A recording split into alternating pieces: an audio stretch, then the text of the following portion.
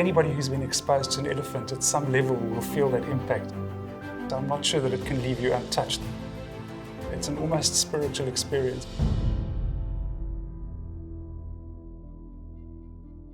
Poaching occurs all over South Africa. It's a daily event. I wanted desperately to do something about the plight of elephants in the wild and rhinos being killed in the wild.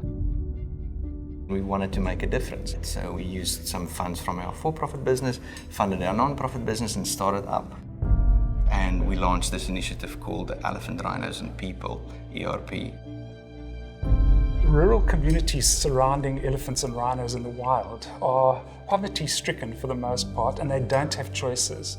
So resorting to poaching as a means of putting food on the table, these are not trophy hunters. These are people who are acting in the interests of survival, and I can understand that. A dead rhino is worth way more than a live one. The average price of a rhino horn is about $80,000 per kilogram that they can fetch on the black market. If this continues at this rate, rhinos will be extinct in less than a decade. I felt that we can and must do something about this. If you provide people with economic alternatives to the brutal act of poaching, they will stay away from that activity.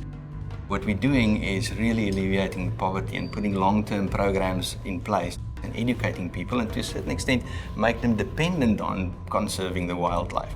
We're now using SAP technology itself as an enabler in the protection of elephants and rhinos in the wild through poverty alleviation. So the way we leverage SAP Leonardo right now is that we have this IoT framework with the GPS devices. We're using physical collars on elephants, using global positioning, satellite technology, where those positions are tracked on an ongoing basis. That information is coming back down into ultimately a HANA database.